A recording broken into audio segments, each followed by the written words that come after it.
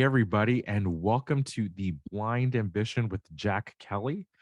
It's Rick, and today, Jack and I we have Dan Schiappa, who's the Chief Product Officer at Arctic Wolf. Arctic Wolf is a cybersecurity company that helps companies and institutions detect and recover from threats like ransomware or malicious software attacks. Its cloud-based software ingests data across endpoints, networks, and clouds to provide automated threat detection and responses and cut down on false hacking alerts. What's really interesting is Arctic Wolf has raised almost $1 billion in funding and was last publicly valued at $4.3 billion. And Dan, you've actually spent more than 30 years in the tech industry, beginning as a PLSQL, C++, and Oracle DBA developer. And you've led teams at Microsoft, Sophos, and Oracle, which is amazing. Thanks for coming on the show, Dan. I'm happy to be here. So I want to kind of start from kind of the beginning. If can you walk us through your kind of career roadmap, how you became a developer, getting into computer science, and what it was like in the late 90s, early 2000s. Yeah, so I mean, if I go all the way back, I was always fascinated with computers, and my dad worked at IBM, and so when the first IBM PC came out, we went and bought one, and I still actually have it. I still have the receipt from it. It was $3,200 back in 1982, so it's pretty expensive. And I was just reminiscing with my dad, frankly, yesterday, and we were talking about one of the options was a 10 megabyte hard drive, and I said, who the heck could ever fill up 10 megabytes? Like, don't spend money on that. But I got super excited. It was kind of a new thing, and I was always been a fan of new things, and just fell in love with programming. And went off to university and studied computer science, and jumped into a role, as you mentioned, doing a lot of Oracle development. And at the time, Oracle was a pretty new technology, and really it just kind of sunk in with me, and my brain started thinking relational theory, and it was just a good match for my brain. I eventually went to work for Oracle, doing some really fun stuff in the interactive television space, which was the predecessor to the internet. And some of the things we developed back then still don't exist today. So we were really out in the forefront. And because it was really pioneering technology, we had to do things like build operating systems for set-top boxes and publishing platforms and streaming, media and, billing, and just like we had to build everything from scratch. So as a developer, it was like Candyland. It was just, you're blazing new territory all the time. And then I moved into more of kind of an architect role, and I switched to one of Oracle's chief competitors, a company called Informix. And as I was doing a lot of architecture, we wanted to go down the path to acquire some of that technology to kind of expedite the adoption. And so I went on loan to the Corp Dev group to help them execute on some M&A. And that's why I started getting really interested in the business side of things. And I started learning more about looking at the P&Ls and what their strategies were and everything. And that really resonated with me as well. And I thought, hey, this is something that I love, the technical side. I love programming. This is a new area for me I can get really excited about. And so along the way, I met an entrepreneur at one of the companies we were looking at who was starting his own company. And so he convinced me to join. And I joined in a strategic role where I owned the strategy and the kind of business development aspects of it. And that was really exciting. I was the first employee outside the founders. So, we were putting our office furniture together, all the good startup stories, and that turned into a pretty successful company. And we sold that off to Eastman Kodak. I did a year at Eastman Kodak, which, no offense to anyone who works at Kodak, just wasn't a good fit for me. Definitely much more of a cutting edge technical guy. And so I went and started my own company, and had Sony Corporation, Sony Music, Sony Pictures, all fund us. And, I was young. I think I was 27, 28. Thought I was, this genius brainchild who can do technical and business stuff. And, started the company right before the 90s .com bust.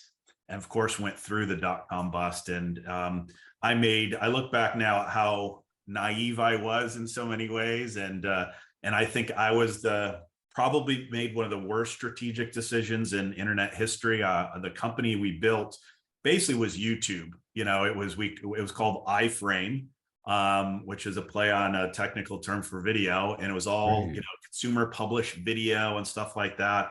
And I pivoted the company from doing that. We still did it, but really changed our focus to providing infrastructure to entertainment companies for digital media. And so while we had some really big customer names, Sony, Disney, A&E, Discovery, could have been YouTube. So you look back and you live and you learn. From that, though, I did jump into Microsoft. And Microsoft actually recruited me to do digital media. And I was like, I'm kind of done with digital media. Like, I want to try something new. And they're like, hey, what about security? And I said, oh, that sounds pretty interesting. The rest is history, because I was immediately hooked. As you can kind of sense, one of the things I love is just new problems to solve. And security, you're never done. You never can put your feet on the desk and go, solved. And so from a technologist perspective, from a strategy perspective, that's just so alluring, because it's just, you're constantly in a changing world. And so for Microsoft, I ended up leading the Windows security team for most of my time there. But I did bounce into a role in finance, where I was the head of corporate strategy for one of the three P&Ls, the Entertainment Devices Group. And that was pretty interesting, because prior to, I was running the Windows security team, probably one of the, probably the second or third most technical team in the company. I've worked a lot with Bill Gates, and he asked me to be his technical assistant, which is a pretty cool thing to do at Microsoft. But then he decided he was going to retire. And so he asked me to take this role, which was, you couldn't get like two opposite ends of the spectrum, going from a, very technical Windows kernel. Wait, Dan, can I interrupt for a sec? Yeah. So how is it like to work with Bill Gates? You just passed that off in a cavalier way. So how long did you spend with him? How was it? I spent a lot of time with him, because at the time, if you go back, if you're a security guy, there was a famous inflection point in cybersecurity when Bill Gates wrote up a memo about, security and Microsoft's role in it. And so I was kind of brought into the Windows security team on the heels of that memo. And so we had this big project that we called Project Zeno, named after Zeno's paradox. And if you're familiar with that, Zeno's paradox basically says you can never get to your final destination, but you get there halfway each iteration. And so you kind of always get closer, but never get there. And that was a great analogy for security, because, Bill would always say, hey, when am I going to have an impenetrable version of Windows? And I would always say never. And he'd get all mad. I'd say, well, like, if you unplug everything, you don't have any ports, you don't let any software run on it, yeah, then it'll be impenetrable. And he's like, well, no one would use it. I'm like, exactly. Right. And that's kind of the lesson of cybersecurity, is nothing is impenetrable. It's a matter of getting the bar raised so high enough, and then having some other mechanisms for identifying when something has been breached. And so we worked a lot with Bill on this project.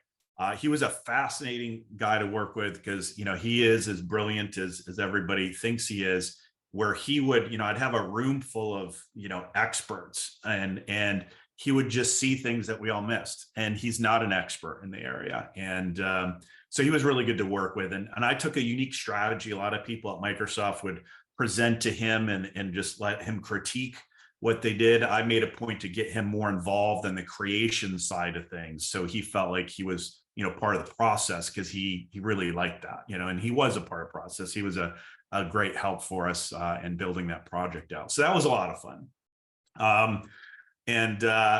Spent a lot of times, times when he wasn't happy with where we were at in security, and a lot of times he did get happy. So it was always entertaining to be in those meetings with him. But it was a great experience working at Microsoft, and got to bounce around into other different roles. But I really, really wanted to get back to security. And so I left Microsoft. I went to one of the kind of probably most famous, cybersecurity companies, RSA. Of course, the RSA conference at the time was under that company as well, and led all of the kind of product development there. They didn't have a CPO title back then, but I was the senior VP of products. And then we made a big acquisition. We split the company basically into two business units, which I ran one of the two business units. And then I had a really unique opportunity to join another, pretty well-known security company called Sophos. And they were really going through a transformation from a company that I would say had spectacularly average products. Like they were really good. They weren't great. They weren't bad. They were like the porridge is just right. And the new CEO came in and really wanted to kind of, light a fire under the company and really grow it out significantly. And so it's a really cool opportunity to come in there and help kind of birth a whole new technical approach, product approach to the company. And spent 8 years there as chief product officer, and very proud of a lot of the accomplishments that I made there. And basically started off owning one of the business units, and then end up owning all of them, and took on the title of CPO. And so that was really great. A lot of really, really brilliant people, a different category of customer, more mid-market customer than I was used to in the large enterprise. Channel approach versus direct sales. There's a lot to learn there for me. So it's a great opportunity for me to expand my learnings. And then I had finally an opportunity to join Arctic Wolf, which in the cybersecurity world is one of the unicorns that are kind of changing how cybersecurity is done. Because basically we provide a technology platform that allows companies to basically outsource their security operations center to us. And so for the cost of a couple IT staffers, you basically get a world-class SOC monitoring your security and doing all the detections and integrating with all your security infrastructure. So it was a really, really exciting value proposition.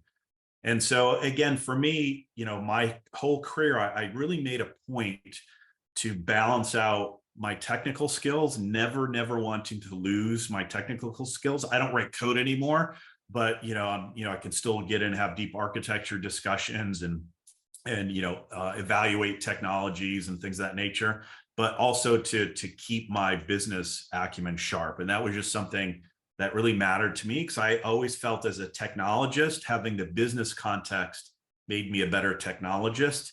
And as a business leader, understanding the technology made me a better business leader. And so it was something I decided to do pretty early in my career when I first got that exposure to the business side, to just always exercise both muscles. I thought it was good to make sure that I had a good balanced approach to how I executed my job.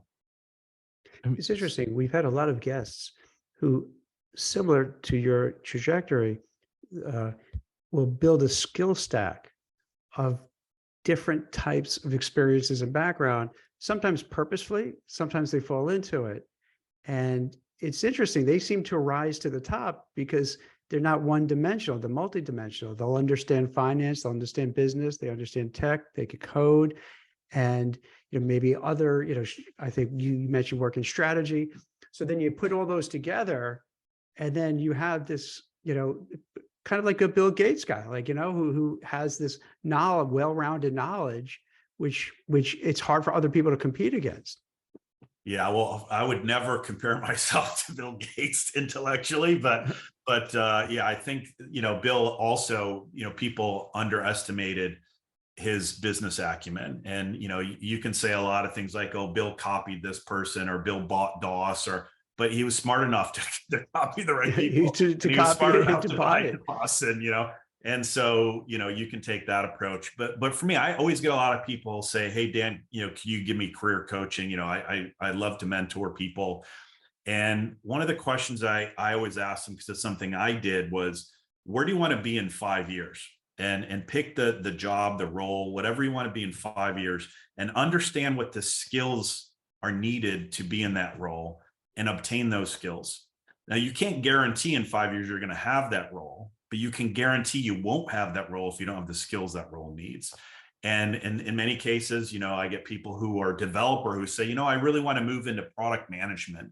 Well, and then you do have to get some of those business skills. You do have to understand project management. You do have to, and so make sure, even while you're a developer, you're finding a way to expose yourself to those skills. And that could be, just through other mentors. It could be through, taking on some projects that have those skills, and that is a really important aspect for me. And I also read a lot. So I like to read a lot of books that help me learn things that I don't learn. And I've sought out many mentors myself, and try and learn as best I can from them. And I look back at my career, and there's a dozen people that had a big hand in helping me along my journey, because they took the time to mentor me. That's why I try and pay it forward and do it as well. I mean, it sounds like you had a lot of great mentors and sponsors throughout your career, especially early on. I mean, you rose to the rank of principal developer at Oracle very quickly. You were a senior principal at Informex. What if you're an engineer and you ask yourself the question, 5 years from now, you want to be a staff software engineer or principal software engineer? You want to stay within your kind of discipline or your function. Um, how do you kind of rise through the ranks then? Or how do you get from that point A to that point B? Yeah, there's several things. The one thing I would tell everybody is, no matter who you are, no matter how talented you are, someone can be more talented than you. The one thing that you can always control is if you outwork them. No one can control how hard they work other than you. And so I worked really hard. So my first job, I worked, 10 in the morning to 2 in the morning, 7 days a week for a year. And I burned out. Yes. But I still having fun though. Yeah. I mean, that's part of the reason I did it. I was just a dork and I loved to code. And so, and even when I'd come home and not work, I'm down in the basement, coding some video management system for my VCR tapes or something. I just love to do it. So it wasn't a problem for me, but I worked really hard. And part of that was me just bettering myself, because I was taking on projects where I was forced to learn new programming languages, new skills. And the other part was to show my company's leadership, my manager and others, that you can count on me to tackle hard problems. And so throughout my career, nothing got me more motivated, particularly when I was a developer, when someone said, "Oh, that's impossible. You can't do that." And that's why I gravitated to that interactive television team at Oracle, because it was so, Larry Ellison had hyped this thing up so much, and there really was no technology at the time. It was his vision. Right. And to sit there and go, God, what do we do now? Like, oh, here's it's a set top box, but there's no operating system. All right, great. Well, we've got to figure out how to do that. How do I stream video? Nobody streamed video back then, right? And so it was awesome. And one of the things I developed there was an advertising model that's pretty common today, but in 1992 wasn't. And it was the ability to target advertising to you as an individual while you're watching television, which is like science fiction back then. And I had people tell me you can't do that, and so I built it to prove them wrong. And so I love that aspect of it. So when I think, be willing to take some challenges and take on things that are hard. Really work hard to excel at that and learn along the way. Get out of your comfort zone. Try and learn new things, because you're just more and more valuable the more skills and more capabilities that you have. And I also made a point to go seek out mentors and seek out senior people in the company. So while I was a senior developer at Oracle, I'd walk into the senior vice president's office and just talk to them. And a lot of people would say, "Oh God, why are you doing that? That's the senior vice president." Well, I mean, he's on the team too. Why can't I go in and talk to him? And I think he appreciated that. And that's how I am today with my team. I don't care. We're all part of a team. I have a role. You have a role. My role isn't any more important than your role. I just have a different role than you. So, we all win together. We all lose together. And so it just kind of creates that opportunity for younger folks to get exposure to senior people and learn from it as well. And so I think, those are kind of the things that I think drove my career along. I mean, I'm going to get some flack for this because right now, I'm going to be called a bootlicker or something, but I'm so glad you mentioned this because right now the trend in work in the news headline seems to be about quiet quitting, acting your wage, you know. There was a lot of backlash when Elon Musk said, "Hey, I'm going to turn Twitter hardcore. Are you in or are you out?" Right. And it seems like no one really wants to kind of spend the hard hours, the time actually kind of like slogging, right? And going through that drudgery. Because it's funny that you say that because that's how I became working in PR, right? Like I was in politics, and in politics, the hours are intense. It's always on. And there was no job that was, beneath me. Everyone wants to do the glamorous speech writing or, writing policy and drafting law. But, I was doing fundraising and dialing for dollars and all the unpleasant things, right? All the long hours. And eventually it got to the point where I got to do those glamorous things. And from being able to do that, being able to jump into, PR and being where I am today. Yeah, I think there's a fast food culture where people expect that I'm going to get a manager job right out of college or something, or they don't have to necessarily put in their dues. And I grew up the grandson of an Italian immigrant who worked in a shoe factory for 42 years, and worked in some pretty laborious jobs, and he loved it. He thought he was rich because he had a nice little house and a tomato garden across the street from his church, and that to him, that was a dream that he never could have as a young kid in Italy. And so, to me, I don't take anything for granted. I appreciate, everything along the way. And I think hard work is part of that. And I do see that, I'm probably going to get flack for this too, but I do see this quiet quitting thing. And to me, quiet quitting turns into, not so quiet firing because at the end of the day, your obligation isn't just to the company that's paying you, it's to the customers, right? And with it, when I'm in cybersecurity, I'm just not trying to deliver, a service to a customer. I'm protecting that customer's livelihood. Like if I fail them, their entire business could go down. They could be a multi-generational family business and it could be lost by a cyber attack. So to me, there's a sense of responsibility that I have to work hard for them.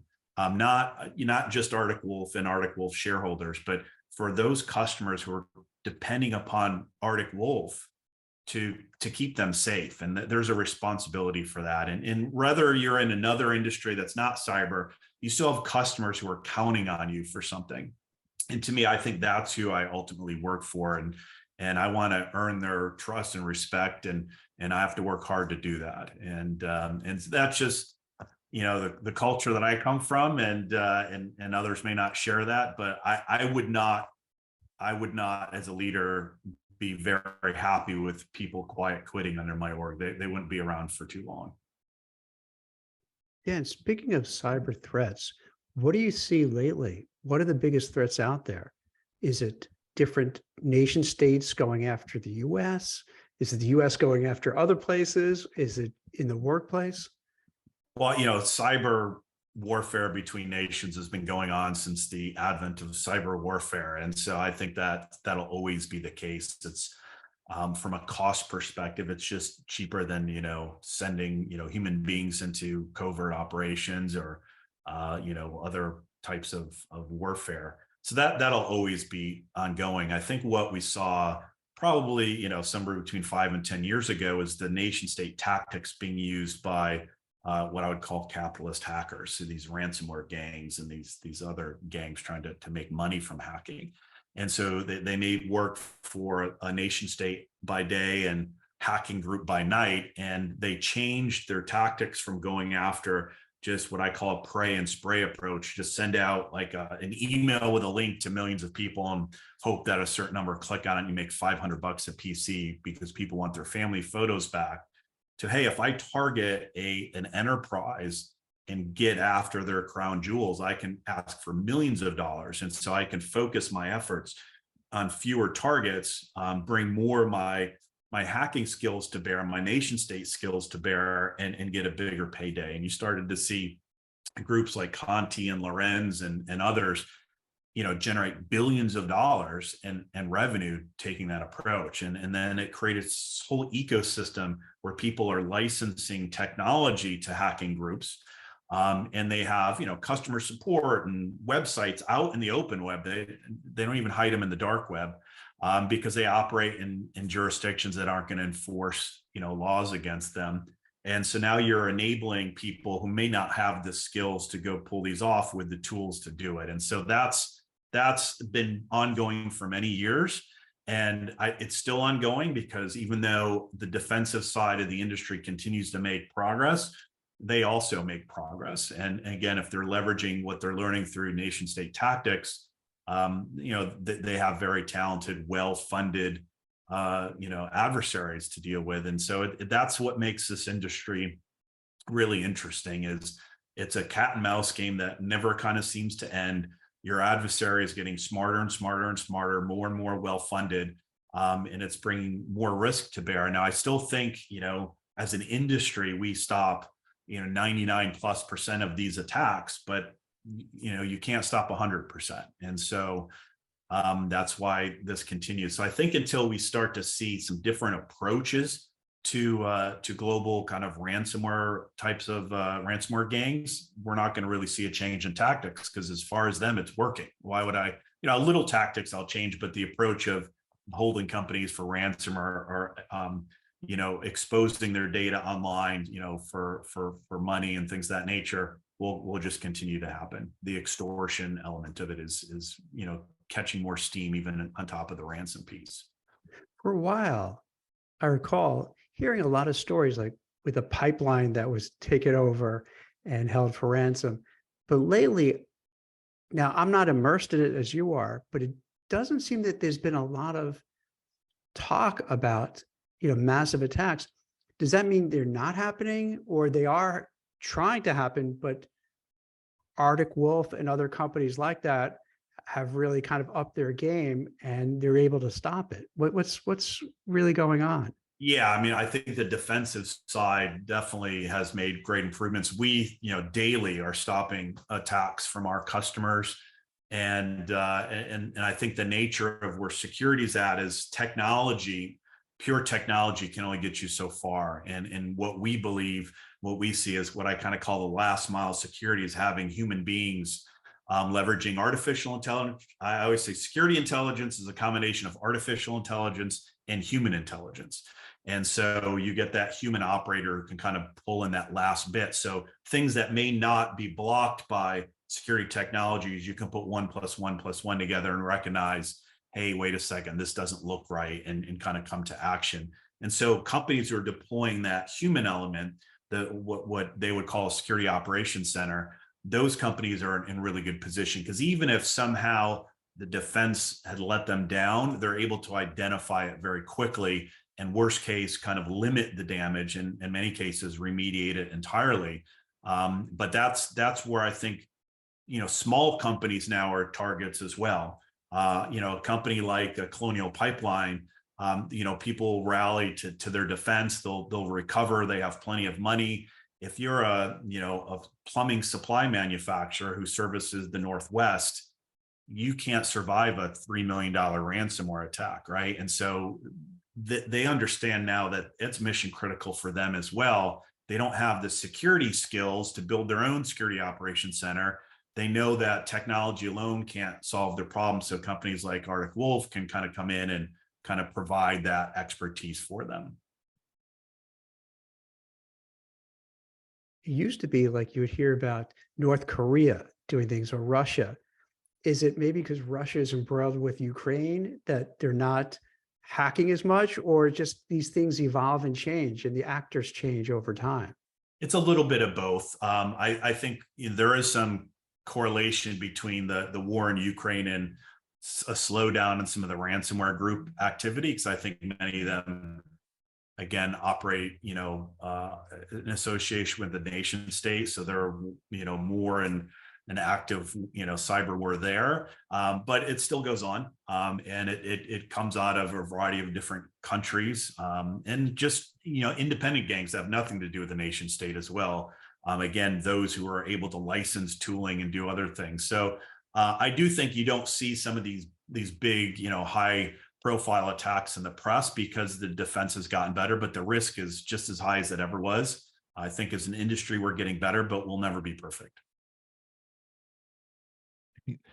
I love that you speak with such mastery of this topic because it's quite interesting to me, right? So you started off as a developer and you kind of went lateral into business development and you had to learn this like industry, this business, this finance sense. And those are two very separate, very technical subjects. I mean, how did you make that jump, right? Because to me, it seems like maybe if you're going from a software engineer to product management, it seems closer, right? You've worked with a product manager, you've been able to kind of shadow or observe from kind of just that close proximity. But going from engineering, tech, IT, R&D side over to kind of the bean counting side, we call it, um, there's not that much overlap. Yeah, so I think a couple things. One, I think generally, I also grew up as an athlete, so I was a collegiate athlete, and so Wow. I played a lot of team sports growing up, and I think I learned a lot of social skills and how to negotiate with people in many respects, or figure out how to work and create some collaboration with people, and so that helped me on the interface side of interfacing with other business people as far as creating strategic alliances and stuff. On some of the more like learned skills like finance and understanding of P&L and banking and things of that nature, I took a unique approach. A lot of people will go and get an MBA, which is great. I didn't have the time nor the money to do that when I was younger, and so I bought the Harvard Portable MBA series of books, which were all written by Harvard MBA professors. And I think, they're probably, I'm trying to get in camera, like that much of it, there's like, I don't know, 15 or 20 books in there. And I just read them all. And Wow. the ones that I read very thoroughly was the finance and accounting ones, because that was just an area, you take, I think, an accounting class in college if you're an engineer, and everyone just tries to get through it and forget about it, but I actually needed to learn it. And so that was super, super helpful to me. And I've actually encouraged many others to do that. And they have, books on strategy and, finance and all sorts of other elements that you learn from the MBA. And I actually loved it. It was super interesting for me. And I carried that finance and accounting book around with me for quite a while, because I'd always, flip back in and look at things when I, got a subject matter that I didn't really have a lot of knowledge in. And so part of, I think, taking that journey is having enough humility to understand when you don't know something and not be afraid to either ask somebody for help or go learn that skill. And that's one of the things that I think a lot of young people struggle with is, hey, if I ask for help, someone's going to think I'm a failure. And it's the exact opposite. I always tell people, you only fail if you don't ask for help, right? Again, it's this team mentality. Like if you're if you're in a sport and somebody fails at a particular thing, you're there to pick them up, right? And then they'll be there to pick you up the next time you do something wrong. And that's how work has to be as well. Everyone's going to make mistakes, and as a team, hopefully we're there to help each other. And so we don't know to help if you don't raise your hand and ask for help. And so I always encourage people to do that, because I did that many, many times throughout my career. Going to Microsoft, just the acronyms alone that everybody said, if you didn't stop and say, hey, what does that mean? Like it's like a foreign language. You would have no idea what people were talking about. And it may seem like it's annoying, but I remember when other new people started and did it, I remember when I was you, I didn't know what any of this meant either. I mean, I'm so glad you say that, right? Because there's this kind of sense that like, oh, I'm wasting someone else's time, or oh, like when I was earlier in my career, I was often coached like, oh, for this like basic stuff, you should just learn it on your own, or try to find it somewhere else rather than kind of like using up someone else's time to like ask all of these questions, right? There's this kind of like self-study that I should be doing. But I mean, I'm so impressed that you were able to self-study almost like an entire MBA, because if I were to do that, I think I would just it's almost like learning another like language, right? You can Yeah. self-study, you read the grammar books, but you've never had an actual conversation, and you find yourself in France and you can't get out a single word, right? Or someone says something to you and you're like, what the hell just happened? Right? Yeah. How do you kind of like navigate that kind of sense of doubt when you're in your self-study and you can't seem to figure out like, oh, am I actually even getting this? Like there's no one to kind of like assess or judge you. Well, I think in a lot of cases, it's the results of your work tell you if you learned it or not, right? So again, I carried that one finance and accounting book with me because I didn't know accounting, and so I'd either be creating reading a contract proposal or making an RFP or whatever, and there'd be terms in there I wasn't sure what it meant. I would go and read that chapter in my accounting book, and there's times I read the same chapter 3 or 4 times, because sometimes it doesn't say fresh. But when you apply it, just like you said, a foreign language, always one of the best ways to learn it is to be able to apply it regularly, right? And so I was able to look at how I was applying those skills, and kind of educate myself in real time. And so when I think about leadership, and I always say there's a difference between management and leadership.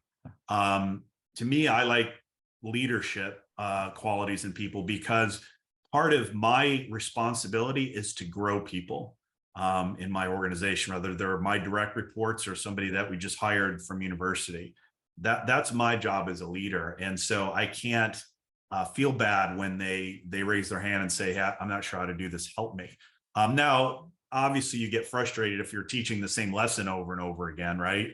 At some point, it's got to sink in, but I don't ever want someone to feel that they can't say, I don't know how to do this. And when I was able to build that culture and have it permeate through the organization, I think we have a lot more success because we know again where to come in and help. If somebody has a job function, they don't understand a piece of it, and somebody else maybe in a different part of the org knows how to do that, I can connect the two for an hour or whatever, and they can, learn off one another. And people like that. People like to share their experiences and their skills and their expertise.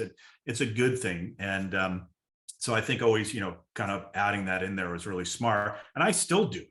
I mean, I'm still, I get bored if I'm not learning something. And so I still find people in Arctic Wolf that have different experiences than I do, and try and learn as much as I can from them.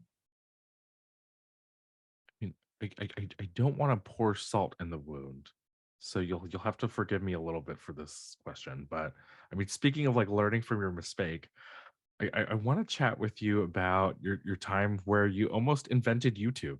Um, how did you kind of decide to pivot towards enterprise? Right, you're building this like consumer product, and I often see this kind of like it almost seems to be like this archetype startup story, right? Where you start off with like a consumer app or a consumer product, and along the way, there's this decision or this question of, oh, should we be enterprise instead? Should we be B2B?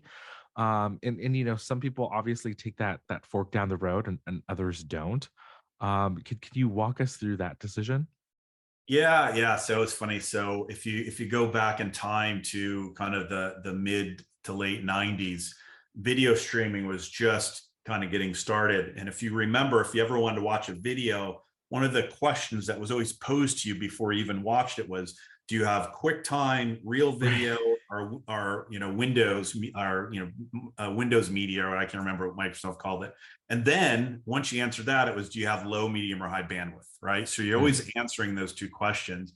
And to me, that was always puzzling why we had to do that. And so the core technology we designed was the ability to identify what video capabilities you had, both streaming formats and bandwidth, and just take a video file and transcode it in real time to match that.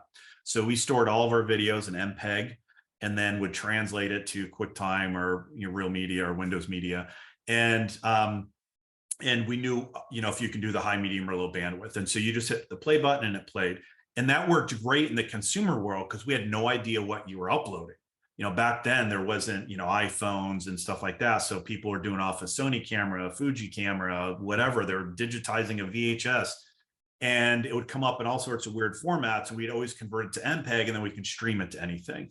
And so while we were doing that with the consumer side, we kind of made the mistake, I think, that to say, hey, the value we have is really in this transcoding engine. And why don't we license that to all these other companies instead of just doing this consumer thing? And the consumer thing we were doing, by the way, was branded. We had our own brand, but the real kind of popular one was Sony branded. So we had this relationship with Sony. It's called the Sony Image Station. And we had a lot of really good, interesting entertainment companies. And then it kind of pivoted into a very weird direction where we were at a trade show. Because one of the things we also discovered was we can take that same MPEG file. And we built software to author a DVD off of the same file. So you can stream it or author a DVD. And the DVD would have menus and graphics and all the cool stuff that you would expect with a DVD. And back then, for example, Biography was one of our customers' Biography channel. And, at the time it cost you'd have to sell about 10,000 DVDs to justify the authoring costs of building the one master. And so are they going to sell 10,000 Frank Sinatra DVDs? Sure. Are they going to sell 10,000 Boutros Ghali DVDs? Probably not. Right. But they wanted to have their whole library available. So they thought this technology was really cool. Well, long story short, we had some law enforcement agencies say, hey, this would be great for evidence management, because one of the tricks, I didn't know this, is an interesting story, is, you get those videos of people failing the sobriety tests. Well, what happened is their defense attorneys would request a copy of that video so often they'd eventually lose it, and then they'd have to throw the case out. And so what they wanted to do here was say, great, we'll stream it to you. And you can't complain that we don't have the right format, because we can stream it to you in any format. And we're going to keep a master DVD that's never touched, right? That's never touched. So we can't possibly lose it. And that started to catch on quite a bit in the law enforcement industry. And long story short, when I left for Microsoft, we actually sold the company to L3 through their division called Mobile Vision, which was their kind of law enforcement technology division. So it was a weird journey. And of course, throw in the dot-com bust in the middle of that, which made things really hard. But it was the best, personally, most expensive education I've ever gone through, because every bit of money I made in the prior startup, I lost on that one. But I go back in time, I wouldn't trade it. It made me the person that I am today. It taught me humility, because up until that point, I'd never had a failure in my career, and it taught me humility. It taught me leadership, because you're managing people through challenging times. It forced me to learn new things, dealing with investors in ways that I never had to deal with before. It was a great education. It was expensive. I hope other people don't have to learn that way, but in hindsight, I wouldn't trade it for anything. But that happens. That has to happen all the time, Dan. It's very, who can you know that just everything went the right way, and they caught every break, and their career arc and business arc was just straight up. I might have said Mark Zuckerberg, but given what's happened lately, you could say maybe not now. So it's a precious few who just have the luxury of succeeding right out of the gate and keep doing it. Most people we speak to, like what I write about, they fail often. They fail all the time. And like you said, they keep learn learning more each from your time. failures and your Absolutely. successes. There's just no doubt about it.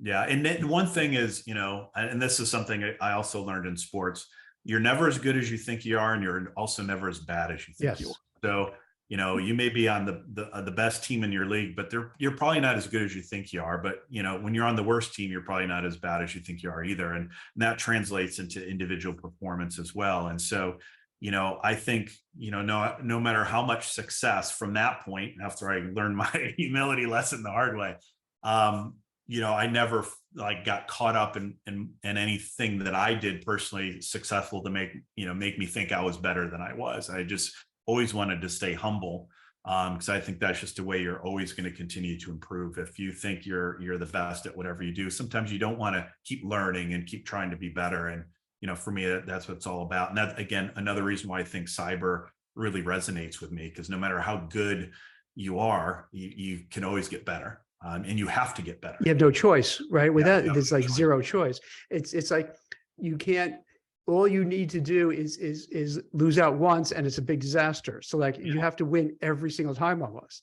Yeah, and we see it happen in companies all the time, right? You'll see a company that was the king of their market in one period, and then 5-10 years later, they're scrambling because somebody came along and did it differently, did it better, cheaper, faster, and they didn't adapt. You And might see it now, right, with OpenAI in terms of yeah, GPT chat or Chat GPT, and all of a sudden Google has to be a little concerned what's going to happen, because I think what they're having, or they're dealing with Microsoft now. So Bing all of a sudden could maybe be a competitor to Google. yeah. Well, I mean, so great example. So I worked for Satya Nadella when I was at Microsoft, and I think the big difference between Steve and Satya is Steve was, protect the franchise guy. Like, how do we protect Windows? How do we protect Office? Everything else doesn't matter. Steve Ballmer. Steve Ballmer. Okay. And Satya was like, how do we expand? Like, how do we learn new things? How do we make ourselves relevant in areas outside of the franchise? And if we don't worry as much about the franchise and worry about it expanding Microsoft's capabilities into new areas, we'll be better off for it. And I think obviously Satya's model's proven much better. And I think, Microsoft is a completely different company than when I was there. I don't see them as this kind of lethargic holding on to the past company. I see them as the, kind of charging into the future, always trying to be in the forefront of what's next company. And that's the way to be. And I think along the way, Microsoft's learned some humility as well. And I think that certainly helps. And imagine with like the stock prices of Amazon and Meta and all these, I think in the tech sector as a whole, there's a lot of humility now, because I don't think people thought that this could happen to them, right? Yeah. And again, it's Amazon's a great example. Like if Amazon disappeared, I don't know what I would do with my life. Like I have Alexas all over my house. All my TVs are running Fire TV. If I need something, I jump in my phone and it's at my door in 4 hours. It's such an amazing thing. But it's also something that if they don't keep trying to kind of change the way they add value to me, you get taken for granted, and other people can start to do some similar things. And so, I do think that they learn a little humility. And I think, Silicon Valley in air quotes in general, I think they do often get caught up in their own hype a little bit and start believing the press headlines a little more than they need to. And I think that's something that you're starting to see change a little bit. Do you have any advice as a witness to the first .com bust, the global financial crisis? Right now it seems like every single day there is a tech company, a bank, a large company that's announcing some type of layoff, hiring freeze, or what have you. Do you have any advice for someone that is kind of trying to navigate their career through this kind of Yeah. turmoil? So I do. So I'll give advice for the individual navigating the career, and then the people leading those. I'll start with the people Ooh, leading those. perfect. I think what happens in a lot of cases like this is you get a mass event occurring because a few people started the event. So I think layoffs are one of those things, right? Some company, Salesforce, I got to lay off people, and people go, oh, wait a second, they must see something I don't. We better start laying off people. And all of a sudden you get this kind of cascading effect of preparing for the worst and hoping for the best. And I think that happens a lot in the tech industry. I think investors do it, and I think companies do it. Marriott always had this brilliant model. When the real estate market tanked, buy, right? You're buying properties cheap, you do whatever Right. you need to do. And then when the market's great, don't buy anything. Like don't ever buy into the hype, buy in the downside. And they're able to grow their business really well because they're able to buy properties cheap. There's a great opportunity if your business can justify that to hire really good people now that have an opportunity or unfortunately are asked to leave other companies. And so if your business does not need to lay people off, don't lay people off just because everybody else is doing it, right? Not every business is created equal. I think a lot of people fall into that trap. Now, obviously, if you do, you do, right? I mean, that's just a reality as well. But I think some people do it in a reaction to other companies doing it.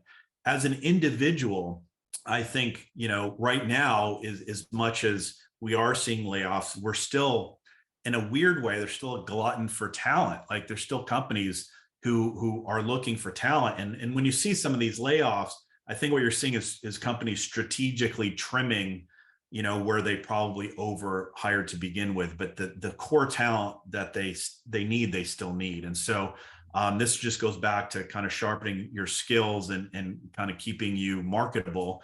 You may get swept up in some layoff because a group got laid off, but you have lots of skills to do, and keep those sharp, and then just always keep a good network available. I think that's really important out there. And when there is a world where there is an influx of potential candidates, how do you stand out compared to the others? And that's going to be a real important aspect as well. And do you foresee people from top tech companies who see the value of their stock grants and options plummet to say, you know what, maybe it's the time we start something? And you start seeing some developers pitching in together, because we've seen that in the past, right? Where during recessions, you've had some of the best companies emerge. Do you think, in a way, it could be a positive that you start seeing a resurgence of all sorts of new entities coming from this? Well, I do think so, because I think what typically will happen is even if a company is not in kind of layoff mode, they're going to be in, don't take risks mode. And so generally investing in a new technology or a brand new technical approach may be something they just don't have the appetite for right now. And that's when a lot of companies get formed, right? A group of people pitch something to the company they think is really revolutionary. The company says, no, we're not going to fund it. And they're like, okay, great, we'll go start a company. And I can't tell you, when I was at Microsoft, how many companies we bought that were former Microsoft people that pitched what they built to Microsoft, and we said no, and so that happens. And so I do think that will happen. I think it really depends a little bit on how the venture community sees the economy going forward, right? If this is we expect that we'll kind of hit bottom sometimes in 2023, we'll come back out. Yeah, I think they'll start to deploy capital a little bit more aggressively and taking advantage of those opportunities and new influx of ideas.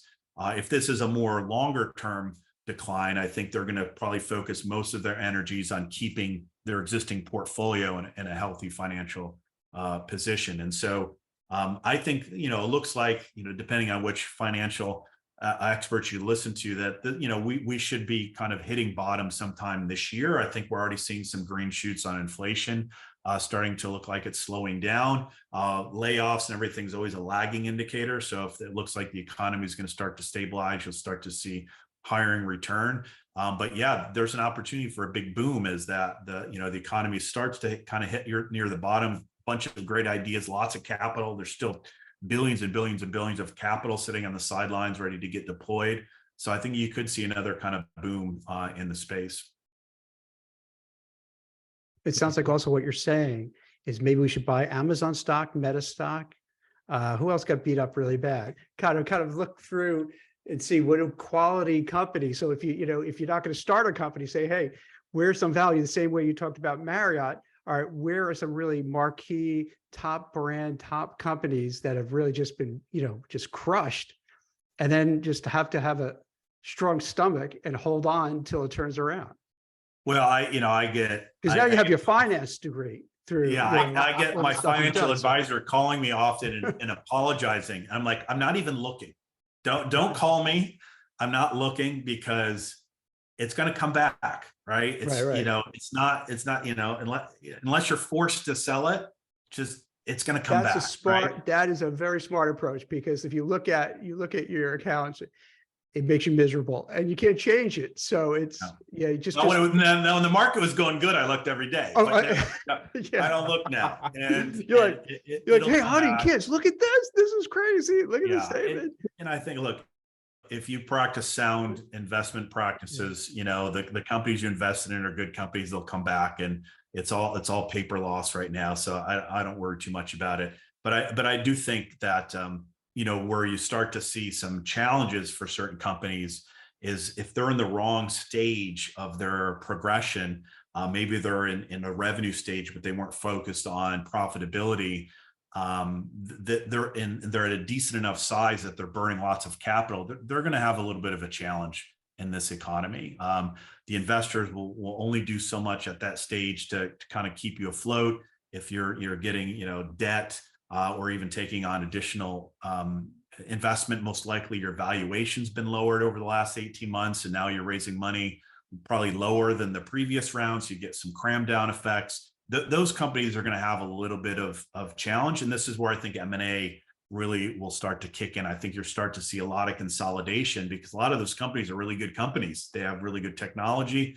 They were just kind of at the wrong stage of their business when kind of the downturn happened.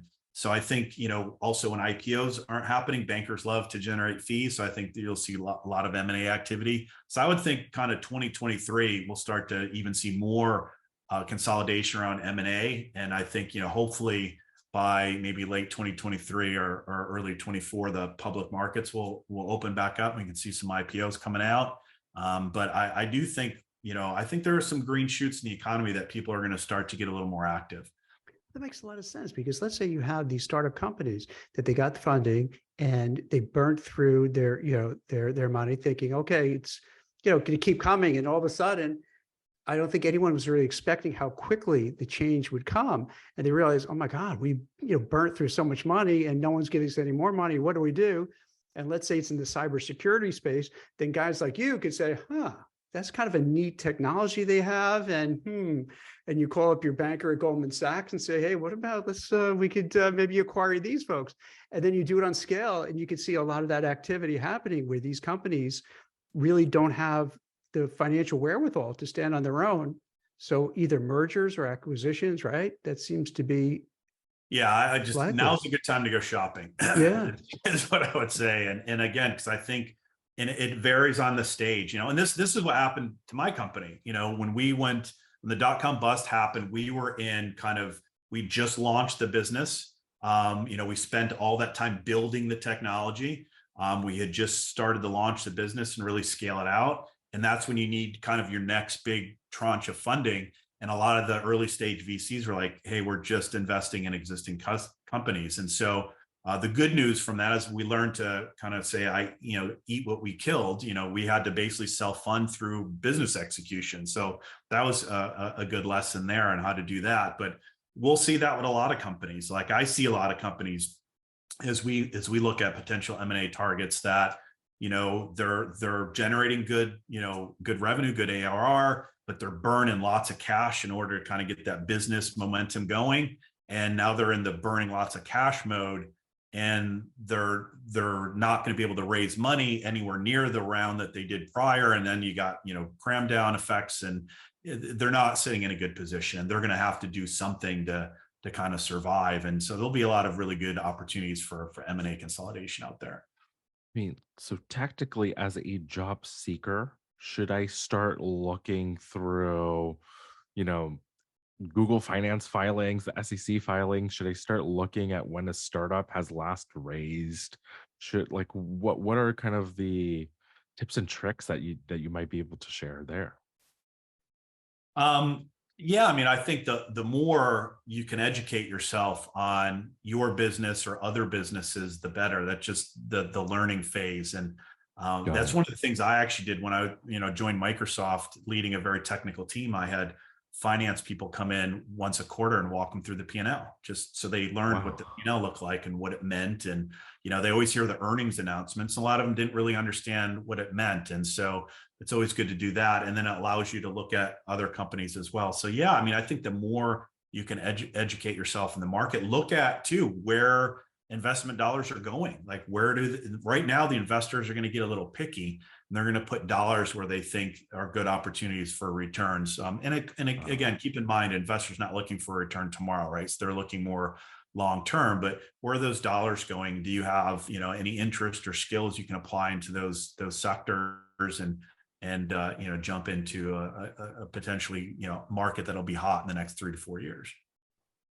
Gosh, I wish we could go on forever, Dan. I really appreciate your masterclass. Thanks so much for coming on the show. I'm happy to be here. Thank you so much for having me. Thanks, Dan.